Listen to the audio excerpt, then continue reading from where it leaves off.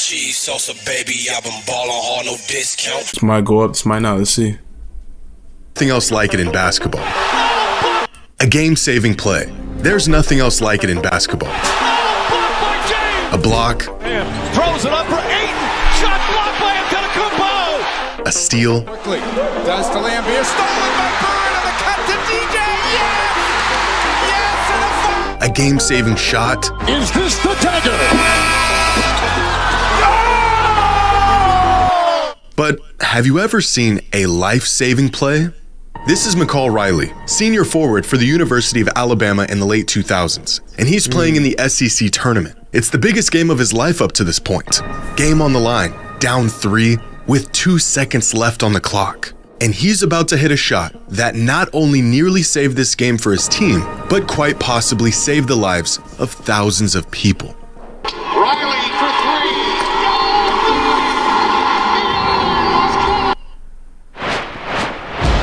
We're hearing some rumbling behind us. The building is rocking a bit. Situations like this, domed stadium is the best possible place that you could be. I hope you're right.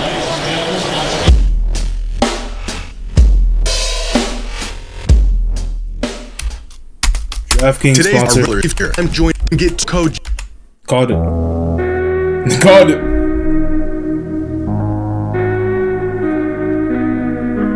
It's March 14th, 2008. It's day 2 of the SEC basketball tournament, and Mississippi State is up on Alabama by 3 points, 59-56. There's 2 seconds left on the clock. Alabama's got to make something happen. With their season 3 points away from being over, Alabama draws up a play for this guy right here, our friend McCall Riley. Now, McCall was a great player, second leading scorer on this Alabama squad, but on this particular night, he was hot and cold the entire game. He got off to a slow start, but piled up 13 points in the final 12 minutes of the first half, followed up by a handful of misses and 0 points in the entire second half.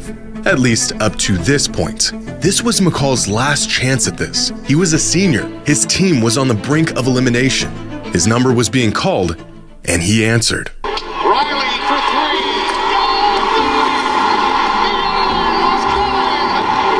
With their season on the line, McCall Riley rattles in a 3-point buzzer beater to send the game into overtime. The fans explode. Mississippi State is stunned. This game's going into overtime.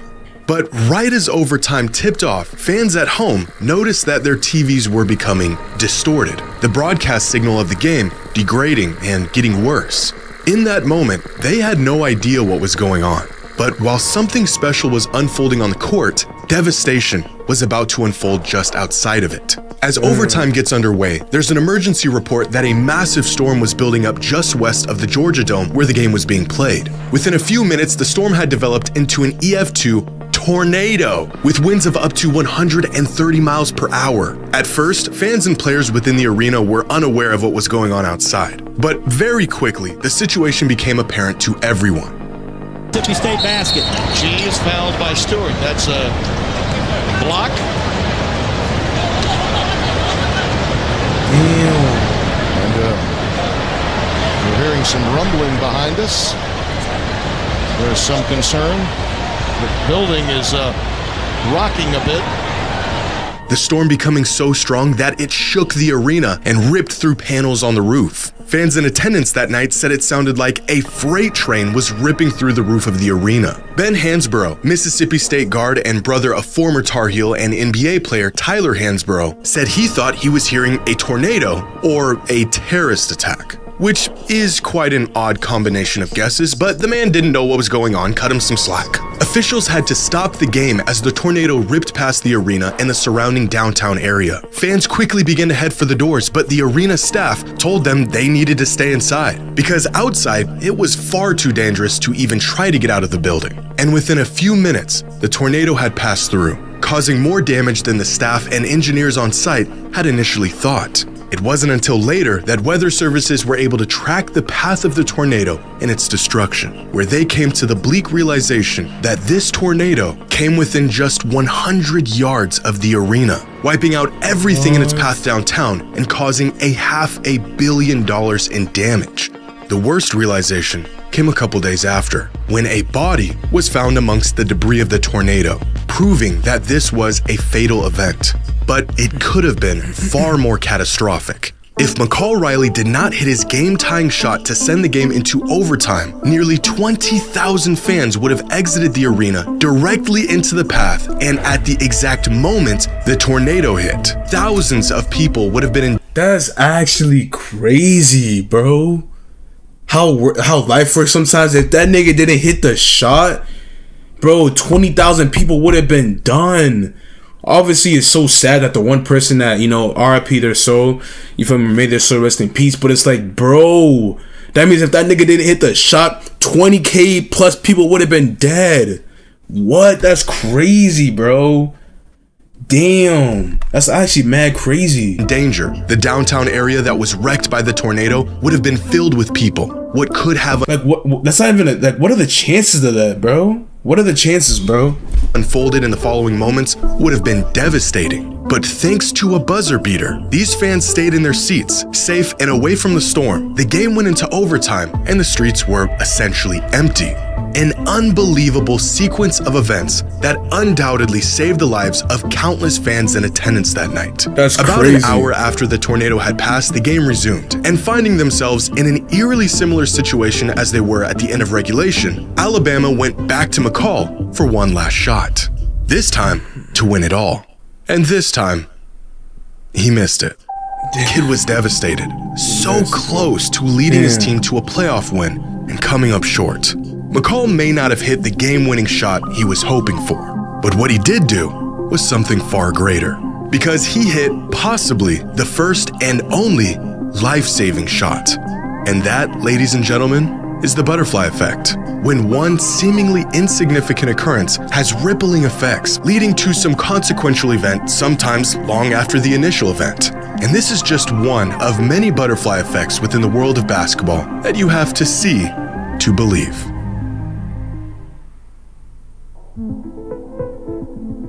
Butterfly effect. Nearly 5,000 miles away from the US, Serbia has grown to become a hotspot for basketball talent. Despite their love for soccer and relatively small population, their influence over the basketball world has been a remarkable feat over the last few decades. And among the countless young Serbian hopefuls looking to make a name for themselves in hoops, it would eventually be Darko Milicic, a player who didn't leave much of an impact on the court, who would inadvertently alter the story of basketball forever. Not by himself, but through a young kid who had no plans of even playing the sport. Back in 2006, Darko Milicic was beginning his 4th season in the NBA, and by this point, he had already been labeled as a huge draft bust. He had fallen out of the rotation in Detroit, the hype of him being a generational prospect had long wore off. And, well, it didn't help that the multiple future Hall of Famers chosen after him in the draft were blossoming well ahead of schedule.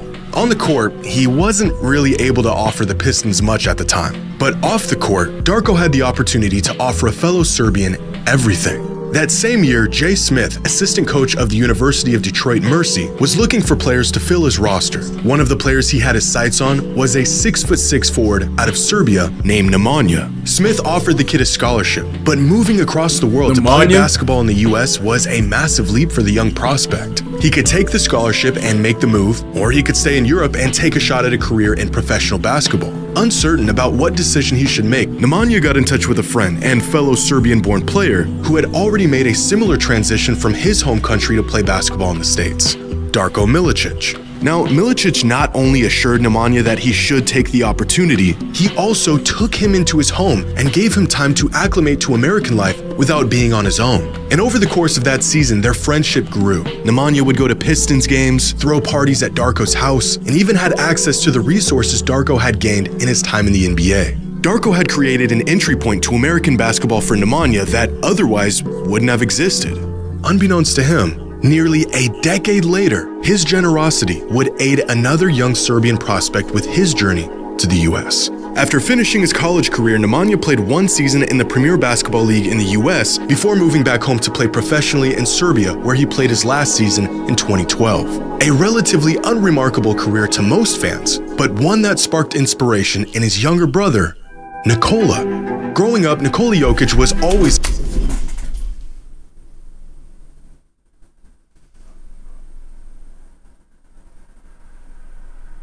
Nikola Nikola Jokic? No way! What the fuck? Yo, that's crazy! There's no way! Nikola Jokic. That Nikola Jokic. Are you serious? What?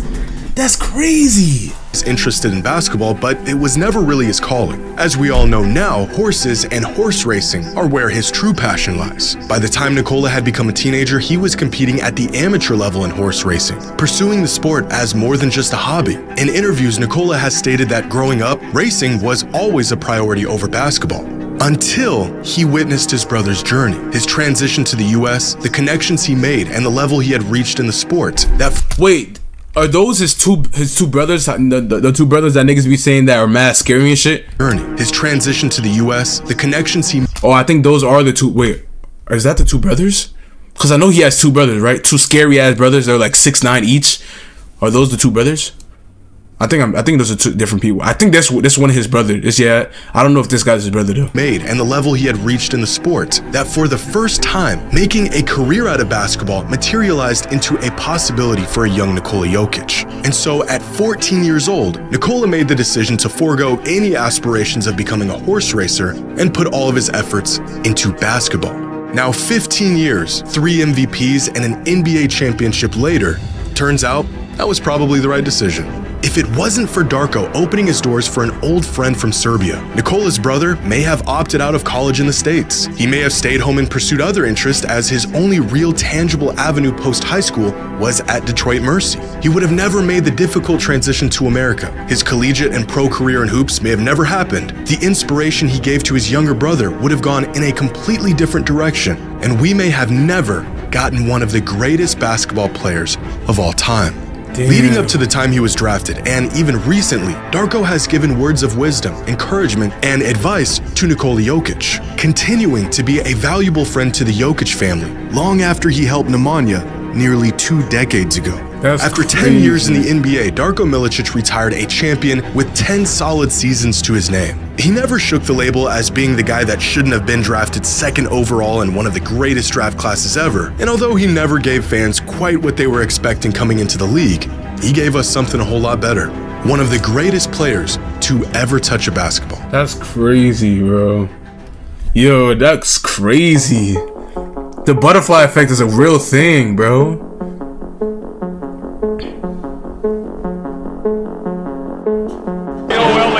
Lucky here. Now watch what happens and watch him go at Ainge right there. He goes right back at him. You see Scotty Brooks is happy, and right here, look at him go up. This is Mario Elie, former guard for the Houston Rockets, and he's on path to winning his first NBA championship. This is Danny Ainge, and he's not happy about it. But this second-round matchup between the Rockets and the Suns in the 1994 playoffs was heated right from the jump. Coming off a finals appearance in the previous season, the Suns were being pushed to the brink by a tough, up-and-coming Rockets team. The Suns took the first 2 games of the series, but in Game 3, Houston completely blitzed them in a 16-point blowout. But in the midst of these games, a smaller battle was taking place between Mario Elie and Danny Ainge. Tensions were building as the play got more and more physical, neither of them willing to budge, leading to this moment. It's so funny how every single time I look at the fucking defense, they're literally throwing niggas. They're throwing niggas, bro. But this is the glorified defense in the 90s. This is the defense though, right? Place between Mario Elie and Danny Ainge, and more physical. This is the glorified 90s defense. This is the glorified 90s defense. This nigga literally just pushed him. He pushed him. He pushed him. But this is the defense niggas be... Okay. Neither of them willing to budge, leading to this moment. That's the glorified defense. Nigga. Oh, bro, yeah, bro, 90s defense, bro. He literally pushed him. Was he mid-air? I think he was mid-air, bro. I'm going back. Yeah, he was mid-air. Between Mario Elie and Danny Ainge. Tensions were building as the play got more and more. Bro, he was mid-air. He pushed him. Yeah, but this is the glorified 90s defense, bro. I don't know. I just wanted to point that out, bro. This is the quote-unquote the best defense era ever, bro. More physical. Neither of them willing to budge, leading to this moment towards the end of Game 3. An exclamation point on a blowout win. This was Mario's third bucket of the entire game, and yet that didn't stop him from letting Ainge hear every single detail about it. But with the Rockets up double digits and time winding down, this game was far too out of reach for Ainge and the Suns to change the outcome. So instead, a few plays later, Ainge does something that would change the course of NBA history. This game is going to wind down to a whimper for Phoenix. Olajuwon putting the cherry on the sundae. 118 to 102. Ainge just tried to rifle the ball in, and Elliott 102. Putting the cherry on the sundae. 118. Damn! Nigga, that's gotta be a hate crime. Phoenix, Olajuwon putting the cherry on the sundae. Damn, nigga, that's a hate crime. You, that gotta be a hate crime. 18 to Damn. 102. Ainge just tried to rifle the ball in, and nigga, that gotta be a hate crime. I wonder if he did. Well, what the fuck? Bit of an overreaction. In a moment of frustration, Danny Ainge That's decides, crazy. if I can't beat him, I'll just hurt him. The man zips a fastball right at Mario, hitting him directly in the face. Oh yeah, that's a hate crime. That gotta be a hate crime, bro. There's no way that's not a hate crime. What? Cause they beat your ass, so you're gonna zip the ball at his face, bro. You could have broken his nose or anything. That hard ass ball. Yeah, that's gotta be a hate crime, bro. Has to be. He then proceeds to play it off like it was an accident. Ainge took the low road and beamed the guy when his guard was down. And this one decision changed the direction of this entire series. If the win in Game 3 didn't give the Rockets enough motivation, seeing their teammate get sniped by a notoriously dirty player was enough to get them going. Little did Ainge know, this decision would have much greater ramifications. Because watching all of this take place was this guy, Robert Horry, aka Big Shot Bob, aka the man with more rings than Michael Jordan. And Horry was appalled by Ainge's actions. So much so that from this day forward, Horry despised Ainge and his dirty tactics. Years later, Horry even went as far as saying he hates Danny Ainge, and he wasn't afraid to let everyone know it. Fortunately for him, the next season, Danny Ainge retired from the NBA, where he could no longer bother Horry or anyone else. Until the Phoenix Suns hired him to be the assistant coach the very next season in 1996. But the changes within the Suns organization that year did not end with the coaching staff. They were also looking to part ways with their superstar, Charles Barkley. So on August 19th, 1996, just 3 months after Ainge's hire, Phoenix traded away Barkley to the Houston Rockets for Sam Cassell, Chucky Brown, Mark Bryant, and Robert Horry. 2 years after that fateful inbounds pass, damn. So now he has to play for the nigga that he don't fuck with. What? The guy who Horry hated so much was now his coach. And as you might expect, this did not last very long. Despite their now professional relationship, Horry was not going to hide his feelings about Ainge. Practices were heated, games were even worse. And just 30 games into his time with the Suns, Horry's disdain for Ainge was put on full display for the world to see. On Sunday night, he did this to his coach, Danny Ainge. In a moment infamously known as the towel throw, Robert Horry tosses a sweaty towel in Ainge, his coach's face. And that nigga just sat there and took that shit like a good boy. Damn, that's crazy. He's a bitch. I ain't gonna lie, bro. I'm not letting another man take his towel that he rubbed all over his body to get his sweat out and throw that shit in my face, bro. He sat there and took that shit like a bitch, bro. Like a good boy. The good boy he is. Hey, nigga's a bitch, bro. I'm not taking that shit. I ain't gonna lie. Well, I don't blame him though, bro. Shit, if you see Robert Horry, nigga, I would not want to fuck with him too, but nigga, what the fuck? I would do something, like stand in the face or do something, act tough or something. But bro, I'm not sitting there, especially on national TV. Yo, that's crazy. Completely dismissing him in the process. It's crazy as fuck. Look at the disgust on Horry's face. That's insane. He really did hate that man. And in that moment, there was absolutely nothing Ainge could do about it. What punishment could possibly be enough for such an action? After serving a 2-game suspension for the towel episode, Robert Horry was supposed to be back in the Phoenix uniform tonight. Instead, he's LA bound. 72 hours later, Robert Horry was no longer on the Suns. An unbelievable coincidence of a transaction, considering Ainge said the trade had nothing to do with the towel incident. The team Horry was traded to a young, rising team in the Los Angeles Lakers, who signed Shaquille O'Neal and drafted Kobe Bryant just 6 months prior. And it was in LA where Horry would grow his legend as one of the biggest clutch shot makers in NBA history. Shots that were the deciding factor in championships, and plays that solidified the legacies of both Shaq and Kobe during their three-peat. If Danny Ainge doesn't rifle a pass at Mario Elie, Robert Horry never grows to hate the man. There's no tension between the two of them. Horry never throws the towel, and he never gets shipped off to the Lakers, completely altering and very possibly preventing a three-peat championship run half a decade later. That's crazy, bro. All of this because Mario Elie got a tough bucket and Ainge had to crash out in the final moments of a playoff game that was already decided. Years later, Robert was asked if he regretted throwing the towel or if he would change anything about that incident. A changed man, Robert said, yeah, of course. If he could do it all over again, he would have thrown a brick. And that is the butterfly effect. When one person's actions spur a series of events that leads to something much, much bigger. That nigga's funny. This was a great vid. I thought he was gonna say something like, "Oh, bro, now I wouldn't throw the shit. I want to be mature and shit." Nigga say he would throw a brick. I don't blame it though, bro. That's a fucking hoop angel type of devious activities though, bro. Wanting to throw a fucking brick instead of a towel at your coach, yeah, bro. That nigga's devious, bro. Lock that nigga up. Lock that nigga up. Nigga bugging.